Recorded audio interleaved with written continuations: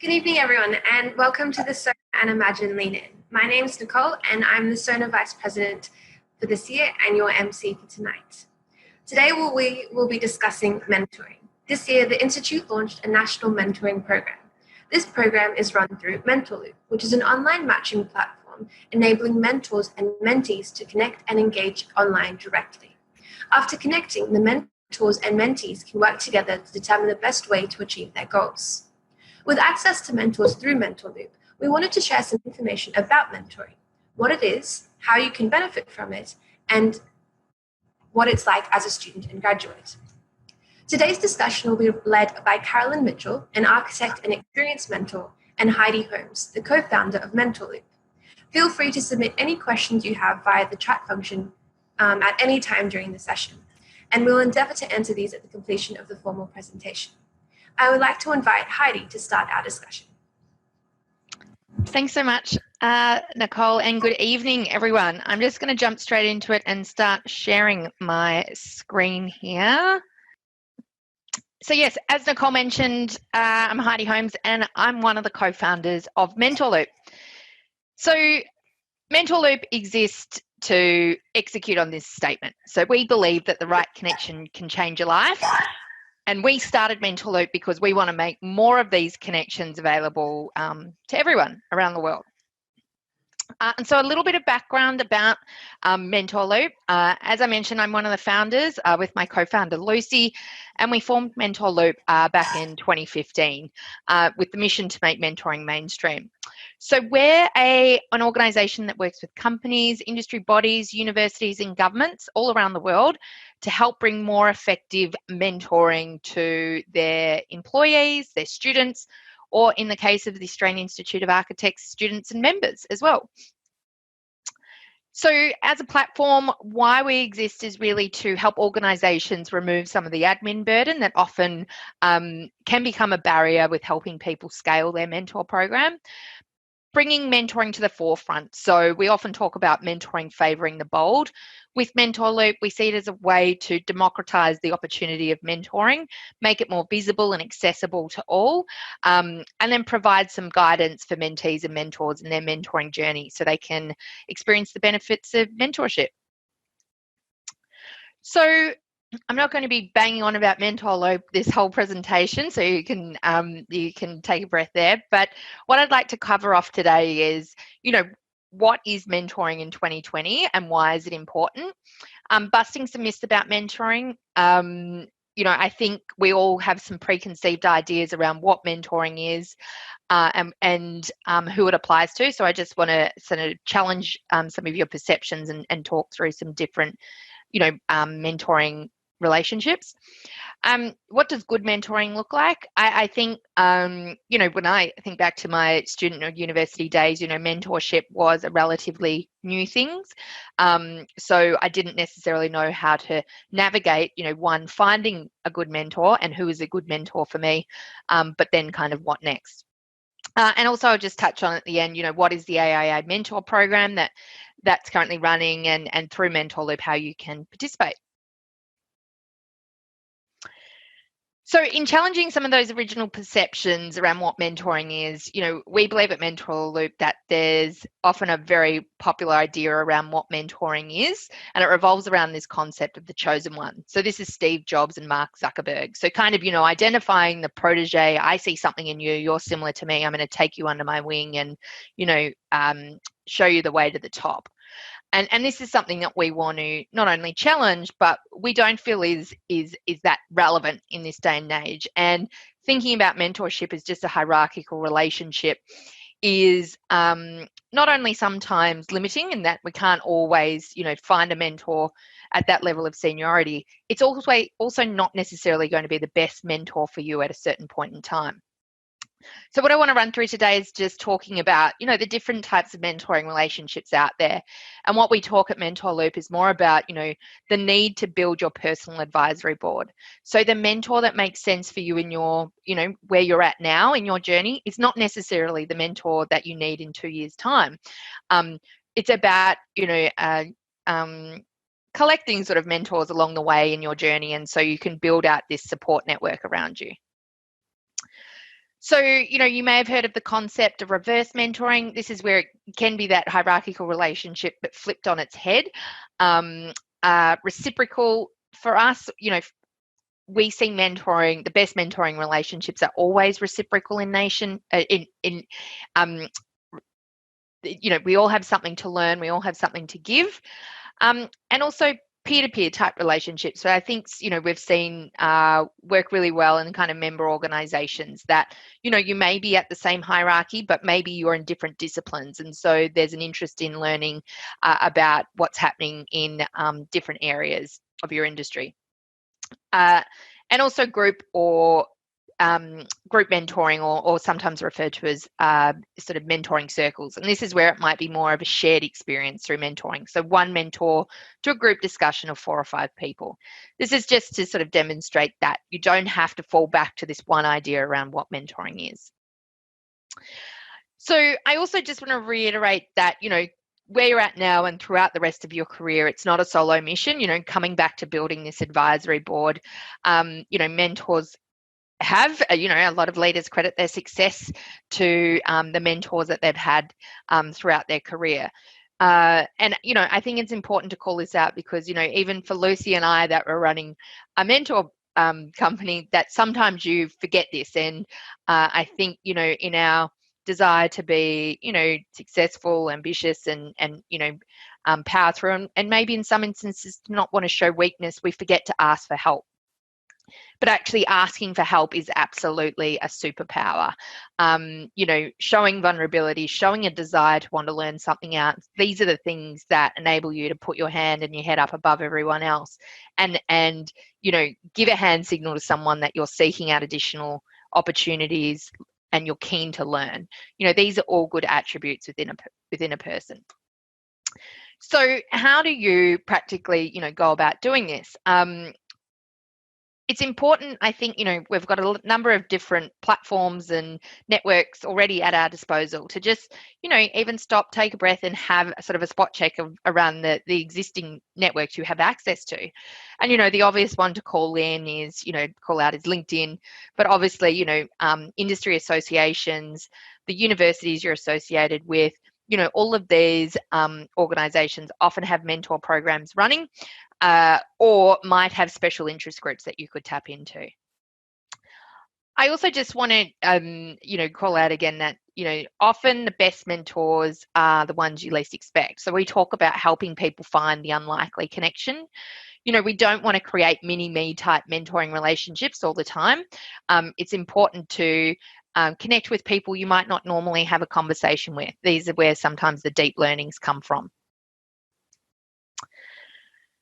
So some other ways that you might find a mentor, if not through sort of these more structured networks, is that, I think once you sort of plant the seed around mentoring being an opportunity that's out there in any conversation you're having, you may find that through a conversation or just an introduction, you might just, have some good vibes with someone where you feel like actually there's a bit of rapport here, this person's really interesting, and something might organically sort of come to fruition there. That's, I guess, I think how we see mentoring, sort of how that's happened in the past. But I think how it can play out in the future is also around, having a very clear idea around what are the goals that you're looking to achieve right now, or what's the thing you're looking for help with right now. So these outcome-based mentorships don't necessarily have to have this immediate sort of, love connection, and they don't necessarily have to be for a long time either. It could just be something around connecting with someone because they have a deep knowledge on something and you're looking to find out a little bit more about that. It may, play out over 3 or 4 conversations and then you can move on.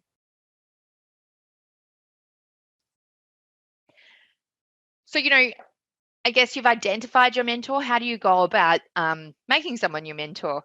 And I guess, we've maybe done this ourselves, or I'm familiar with, sort of mentors out there that, say, I got another LinkedIn request and somebody asking me to be their mentor. And, some of these people might get asked to be a mentor, a few times a day. what you need to do to stand out from the pack is going back to just what I talked about. It's not just about spamming anyone you know or anyone that you think looks, popular or impressive. It's about understanding why you want to connect with this person. And so that's why I think it is important to make it about an outcome. And when you do maybe outreach to someone, just explaining that you're really interested in their area of expertise, or maybe a blog article they've written really resonated with you.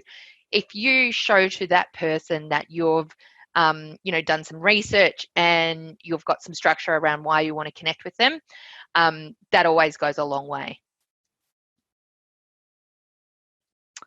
So once you're in your mentoring relationship, just a couple of, housekeeping rules that are always an important reminder. And the number one thing that we know annoys mentors the most is, where mentees often see the relationship as, leading to a job opportunity. That's not the point of mentorship. They're not your personal recruiter. It is about, looking towards having some clear goals and expectations outlined up front, so you're all on the same page as well. Another, sort of pain point for mentors is where they feel like, their mentee's not listening, and therefore they're not then coming back with any sort of updates on progression. And I can talk to how goal setting and tracking success over time can help with that. This point around don't be a tight ass is we always say, make sure you buy the coffee, but, in a post-COVID world, you're not really doing that anyway. So that's one for once we can all go out and have a coffee again. So some good things to do, at the start of every meeting. This isn't just at the start of the relationship, but set an agenda and share that with your mentor prior to the first meeting. And it could just be 3 things that you want to talk about in that meeting.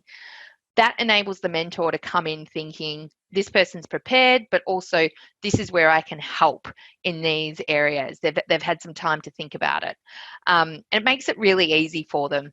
I think in some personal mentoring experiences where people want to come to the table and just pick your brain or, ask how you got to where you are, they're really big questions. It's kind of, a lot of it's really hard to answer some of those questions. And I think for the mentor, they can't really see how that's necessarily going to help you. So again, being really explicit around what you're looking to achieve, what you want to get out of this conversation, you need to do that every time you're meeting with your mentor. So just touching on the Australian Institute of Architects mentoring program, as you know, we helped launch this program this year.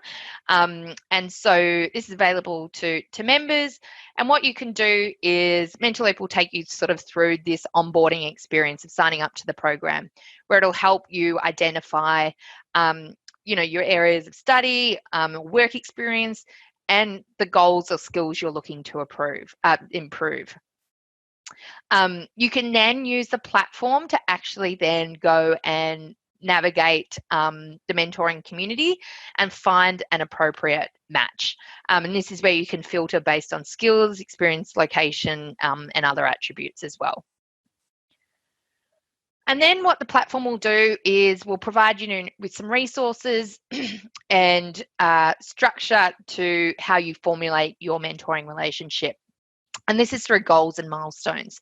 So this is, again, sort of prompting you to be upfront from the beginning, set a clearly intentioned goal, share that with your mentor, and have something that you're both working towards. So this is where the Mentorloop platform will help guide you in your mentoring journey. And we often sort of say, we want to be seen as, we don't want to get in the way of good mentoring. We want to be kind of the mentoring concierge in your journey. What you'll also have access to is a resource hub. So this is where there's just useful resources around how to be a good mentee, how to be a good mentor, and other sort of, I guess, more practical tips around, goal setting using the SMART framework and things like that. So just to recap from the presentation today, as I've kind of whizzed through that, but, I guess some takeaways that I'd like to leave you with is just remembering that great mentoring is reciprocal in nature. So while you might come to the relationship and see yourself as a mentee, remember that, there's an opportunity here for your mentor to get something out of the relationship as well. And, we talk at Mentor Loop, like for the mentor, it's not just about giving back. What we see time and time again is that mentors are rewarded with, having connections with people that they wouldn't normally necessarily talk to. It opens their eyes to, diverse conversations, interacting with different demographics so they can understand what the next generation of people are having to deal with. And, we always talk about it's an opportunity to hear your own advice sometimes, and you think, oh God, I need to go and do that too. So don't underestimate your role in the mentoring relationship as a mentee. We all have something to learn and we all have something to teach. And so you don't need to, again, think that this is only a one-way street. And finally, just the importance of a thank you. And I think what we see as mentors being, what they love about mentoring and what keeps them coming back is knowing that, the advice or insight they've given has enabled, a course correction for someone in the right direction. And so, giving contextualized thank yous to your mentor, it could be in the moment, but even a delayed thank you is sometimes more powerful. So relaying back to them how, this thing they told you or shared with you really helped you execute on something else, that's the best payment a mentor could ever receive. So thank you. That's me. Over and out.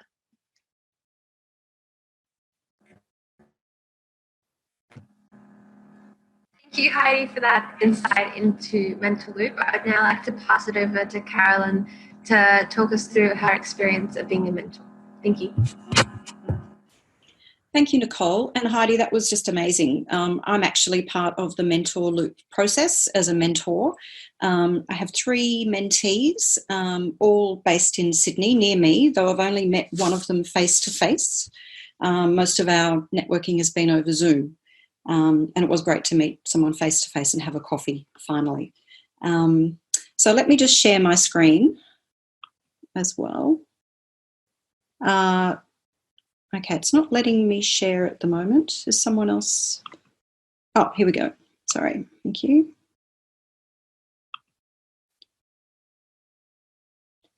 Oops, what's going on? Here we go. Okay.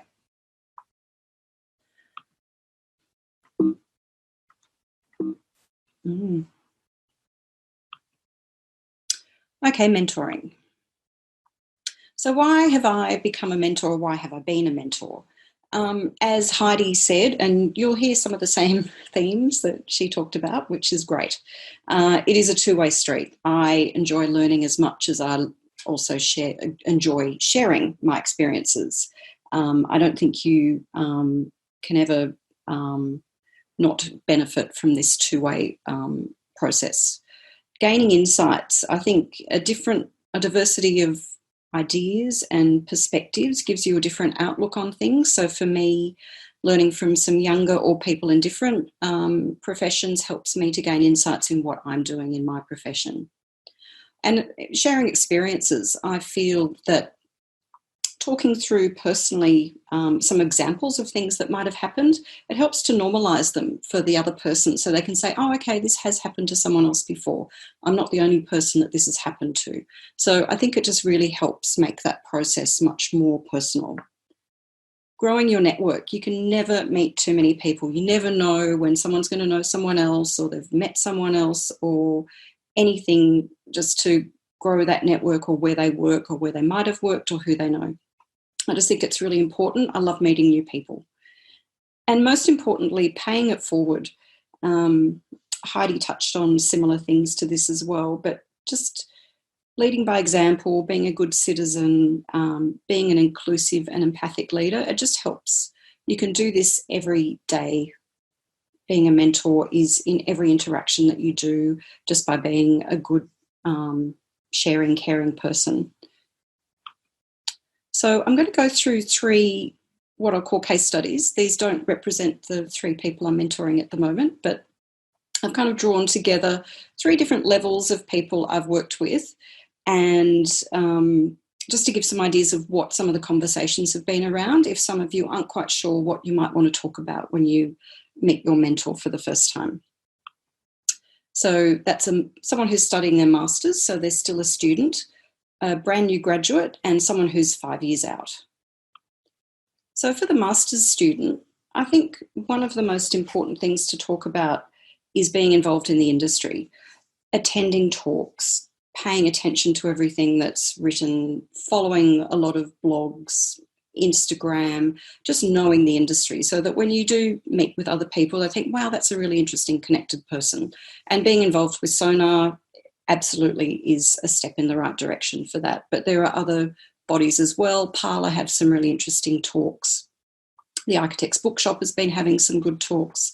So there's lots of different things that you can connect to learn more about the industry. Getting work experience, I'm often asked about that, and Heidi mentioned that, don't ask for a job.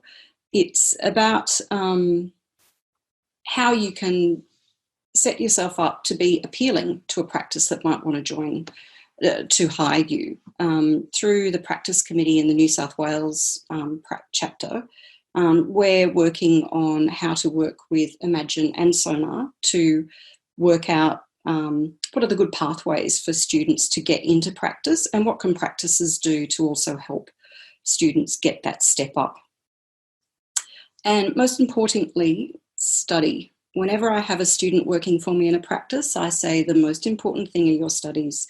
This is when the rules don't count. This is when your imagination and creativity can go bananas. It's where it gets developed. So, you just have to get through the study, and that's the most important thing for you at that phase in your career. So a graduate.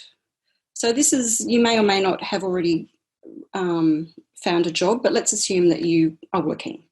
So being impactful, and by that I mean adding value to where you're working, offering to help, get noticed, be the person that they go, I want that person on my team. That's something that was really important to some of the people I've worked with. But allied to that is being patient. You can't get there in your first year or your second year. You've got a long way to go. You've got a lot to learn. Learn from everyone, but just be patient. Just build the blocks of your career, and then it'll be much more stable and build it for longevity. So I think that's really important. And then also registration. Work towards your registration. Start your logbook, do the PALS course and get registered, because that's the best way to get a foot up in the industry. So if you're 5 years out, you're registered, what are the next steps? Are you going to be promoted, become an associate, or whatever the stage you're at? Learning about leadership. Look to develop your leadership skills and always act as your best self. Look how leaders might practice in the business you're in, or people that you've seen in the industry at events, and think, you know what, I want to be like them. So practice those leadership skills. Be consistent and be your best self. Listen to podcasts, read articles, do everything you can to just learn more about good leadership. I think getting a breadth of experience is really important. And this is what a lot of people will ask me, like, do I focus on one thing? I think you need to, if you're a designer, you need to actually know how to document. You are a much better designer if you know how a building gets put together. So getting a broad experience across a practice is, I think, really important in those first 5 years. And then it helps hone which direction you want to head in. And value adding. This is putting up your hand. This is like helping in the practice. It's joining committees. It's helping the practice develop some systems. One of my mentees, she's helping develop the sustainability structure for their practice, and asked me how to do that. So just providing different, showing. Sorry, I'm getting tongue-tied. Just showing what you can add as value, putting up your hand and just being noticed is really important, and that's what I found is important at that level. So I guess to sum it up, my top tips, which highly reflect Heidi's top tips, is participate. Just be a part, advocate for the industry, be seen, write articles, travel to learn more about architecture, and in that way you become a better architect and a better person who can mentor other people and be a better mentee. Keep learning. It never stops. And think beyond the profession. If you're a student and you haven't been able to get work in the industry, maybe think of an aligned area where you can learn some skills that will help you grow in an area towards where you eventually want to be. Have side hustles. I've got a couple, but I think it just shows initiative. It shows to an employer that you have critical thinking. It makes you more well-rounded. And if anyone's interested, my side hustles are making jewellery, which I love, and it's a bit like model making, so something hands-on is always good. Be inclusive. And by that I mean lead by example. Bring others along the journey. It's not all about you, it's about how you work with a diversity of people and how you can empower each other. But the most important thing I think you need to do is listen. It can be difficult, but being a good listener is critical when you're dealing with clients, with consultants, with the community that you're designing for, and also for your team. So I think listening is very important. So I guess those are my 5 top tips. And thank you.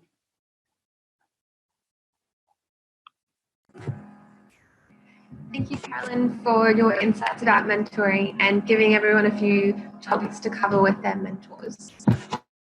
We now have some questions from our audience tonight, and I guess we'll just jump right in. So Heidi and Carolyn, how can mentors support PhD graduates to use their knowledge in practice? It's a bit of a tough one. That's quite did you say PhD students? Yes. How can mentors support PhD graduates to use their knowledge in practice? Well, I think it's important that PhD students can be aligned to a practice because it helps them in their research area. So I think maybe look at what it is you're focusing on, and then look at practices that might be doing research or innovation in that area and see how you can align with them and add value by being part of their team.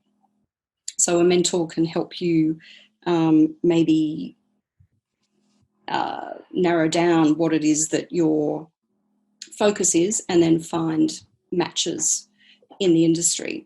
And that's possibly something that Mentor Loop could do as well, Heidi. Yeah, I think this is really interesting and actually really important. We actually work with another mentor program, which is called Industry Mentoring in STEM, and it's around this very theme around PhD students and connecting them with industry to help bridge the gap between academia and industry. And so obviously with declining research grants and things like that, I think what's why this is so important for PhD students is understanding the commercial realities of the application of your research going forward as well. And I think that what we've seen through the IMNIS program is that's now been running, started with 50 people and now has 700 people, that, for industry, this is really exciting as well because they get to connect in with this new wave of talent and, get challenged on some new research that's coming out and help guide mentors in how this can be applicable in a real world setting. So I would just say, again, don't undersell yourself as a PhD student. I think industry is really looking to help foster some of these relationships as well. How you navigate doing that, I think it would be, doing some research around looking at some, some players that are doing interesting stuff. There'd be someone that would be seen as sort of a leader in this, and then use that as, trying to use that as a way to guide you to other like companies that might be interested in being approached for some kind of mentoring relationship. Yeah, that's a really good way to approach it because you're taking something that's otherwise quite isolated and kind of emerging it in this sort of practical real life world. Also, just a reminder to everyone, if you have any questions, feel free to put them into the chat and we'll answer them as we go along.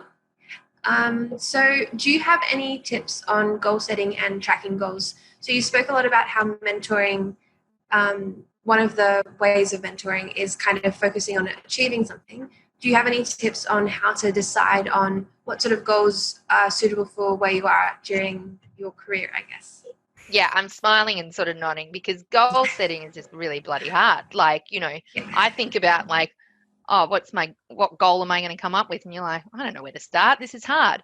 I think like, it's important to not think of something as a goal as being too big, but it's also just about, stating intent. So where I see a mentoring relationship as being really powerful actually is helping you define what that goal is. So when we talk about goal setting, it's about just having a go and staking a claim and thinking, I think this is what I want to help with. For some people, it might be really specific because you feel like you've got a vulnerability or you feel like you've got a really strong interest in wanting to learn something. But I totally get it. Like for the most of us, it's really ambiguous. I know I need help. I know I need a mentor, but I don't really know what in. And I think it's just going back to some of those basics around maybe some soft skills you're looking to improve and using that. But I don't feel like you have to have a fully rounded goal in that first setting. I think it's just around the intent around that you do want to work towards something. You've put something on paper, and then you can even use the first few conversations of your mentoring relationship to refine that goal. That's where your mentor, who's seen it all before, done all this before, can really help guide you in what maybe is an appropriate thing for you to focus on in the short term or longer term. I absolutely agree. In a few of the mentee relationships I've had, the first conversation was just a conversation. We just talked about a whole lot of different things, and you can kind of narrow down repeated topics that keep coming up, and that's how you can help hone what those goals might be. And it just comes out of the conversation as well. So you don't need to beat yourself up about, as Heidi said, that you don't know what it is yet. As you talk about it, it will come out. So I think that's really important, just to keep it casual until you can work out what they are. Yeah, that's quite reassuring to hear.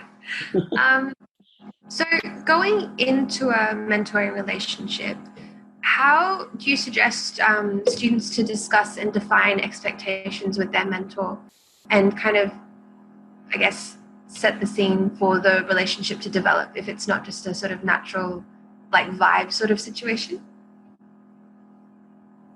I'm happy to let you take this one, Carolyn, because you're living it, I guess, at the moment. Okay, well, I guess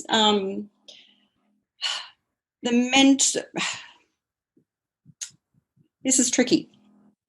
It's generally around the conversation, but sometimes you just have to tease things out. So I ask leading questions about how university's going, what their favourite subject is, who are their tutors. So, from a student, just starting to drill into things. If they're not quite sure what they want to talk about, I feel I try to make the conversation. And excuse me if I'm being distracted, I've got a puppy that's nipping at my fingers under the table. So it's, I think it's similar to the question before, but maybe it's, just being prepared to talk through what it is that you're going through on a daily basis. And then I think those issues will come. Yeah, you need to have some transparency, like you've got to give something for your mentor to work with. And I think what, we've learned as well is that, we're dealing in human relationships here. It's not like you're going to hit it off with everyone that you meet here, and that's okay too. But I think if you then have some expectations set up front, you maybe have got some then I guess a framework to work in that at the end of 3 months, if it's not really working or there's not an alignment of expectations, then you can move on and both not feel bad about that and move on to maybe even your mentor can help point you in the direction of somebody else that can help you.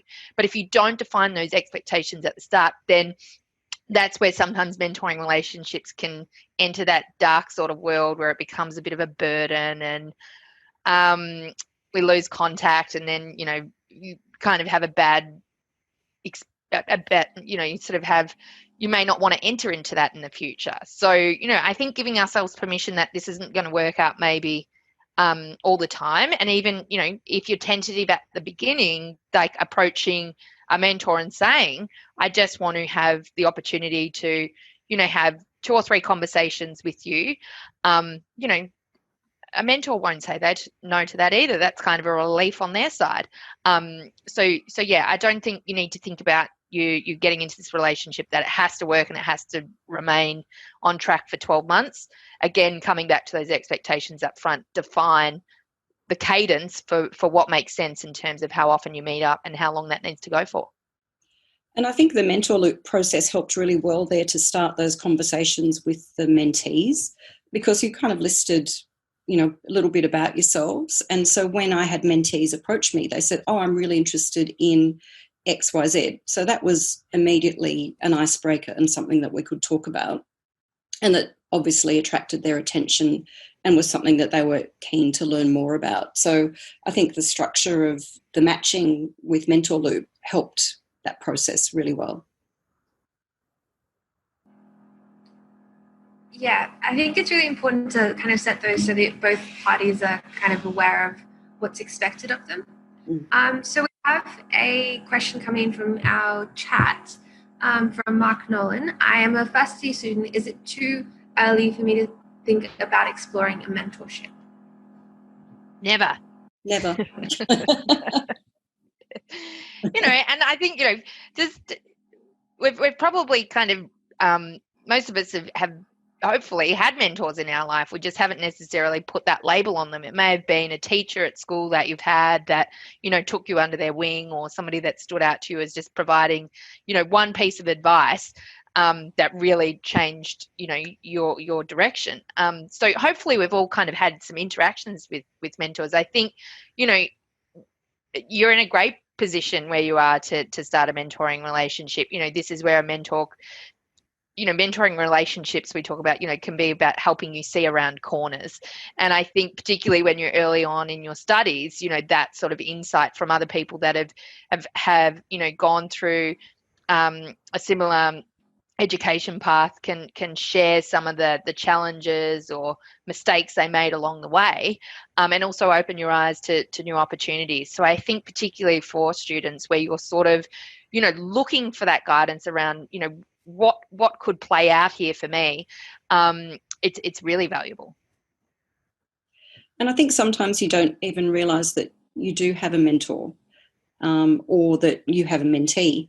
I've found when I've left a practice in the past, it was only a year or so later that I was contacted by one of the team, and when he was promoted after I'd left, and he said, oh, I got here because of you, and you trusted, you believed in me.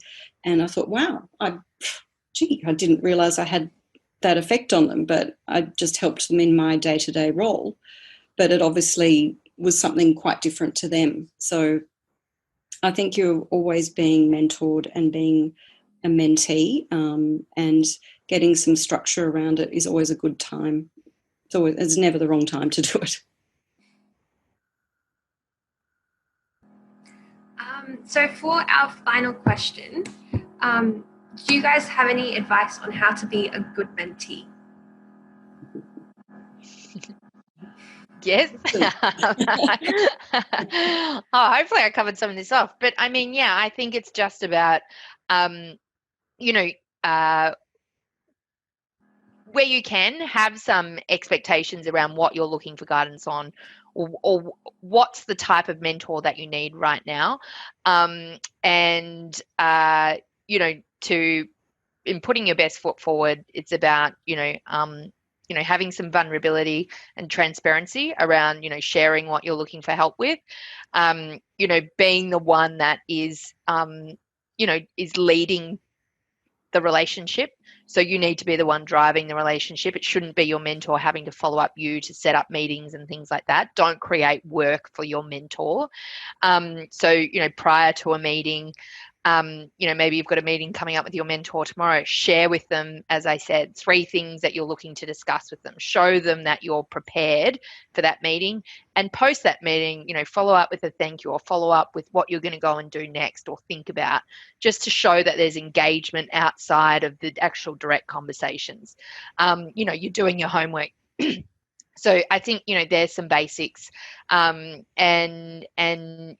As I said as well, that thank you, sharing like that delayed thank you around how some of the advice, the guidance has really helped you. As I said,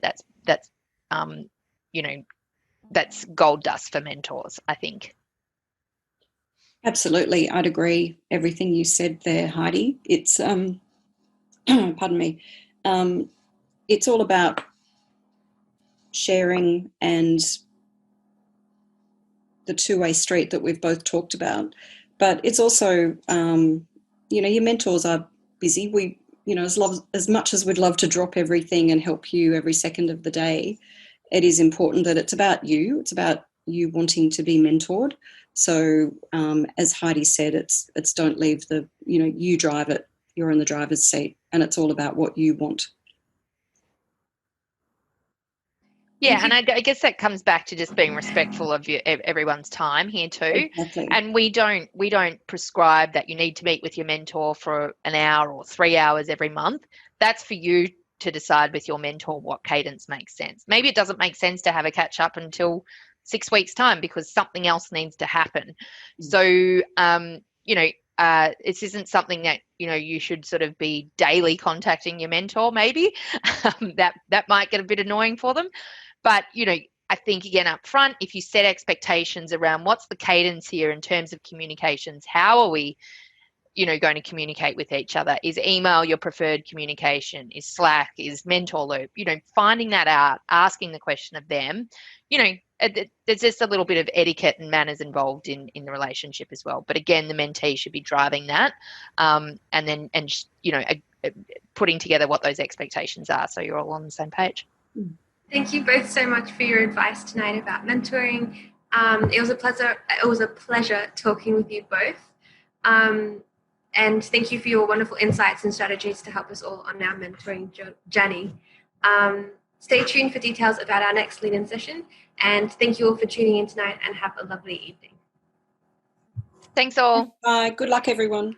Cheers.